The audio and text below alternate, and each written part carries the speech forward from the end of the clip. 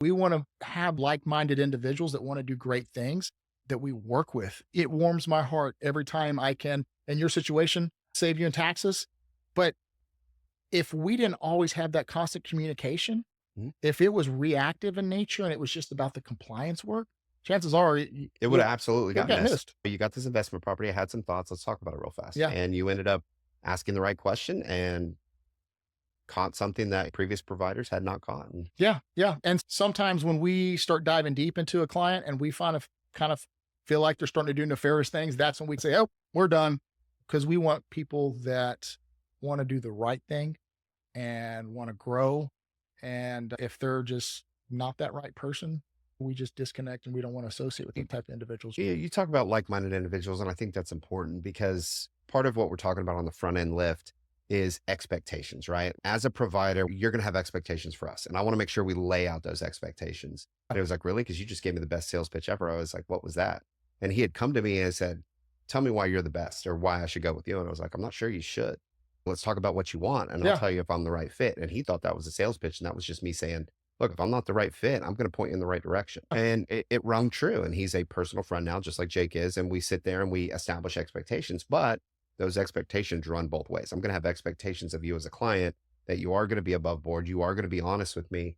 And as long as we have that from the very beginning, it's going to be a very fruitful relationship. I guarantee it. The people that you work with matter.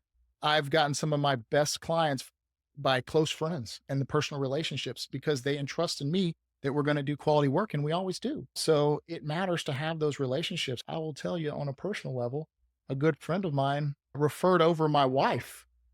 And so she came in as a client, sat down, met with me after she came in to do taxes. Then it was like a week later, we went out on our first date and we were together ever since.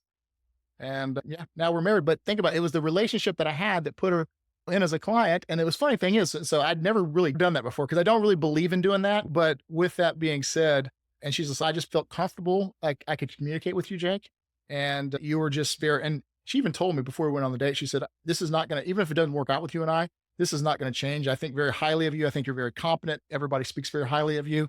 So we still want to do business with you. And they had a couple businesses in her parents' return. If we weren't doing the right things, if we didn't have those relationships, I probably wouldn't have my wife to this day. It goes one step further on a personal level. Completely understand. But yeah, that's where it's important, man. Constant communication, talking to these people every single day. Derrick, do you have anything else that you want to share? I think we're getting to that point where it's time to wrap up the podcast, not to make it too long. Anything that you want to share that maybe we didn't hit on? I would just say this, for anybody listening, anybody watching, I would say, do an in-depth review of your accounts. Are you accurately reporting on the personal property side?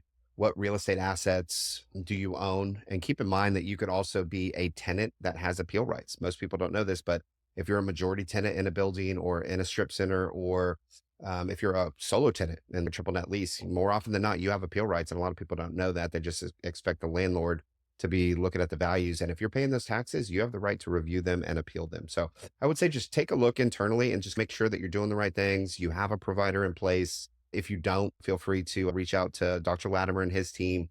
They can do a full 360 review free of cost just to make sure that it's being looked at and really focus on your real estate values. I think the appraisal districts are going to get bullish going forward to make up that tax deficit.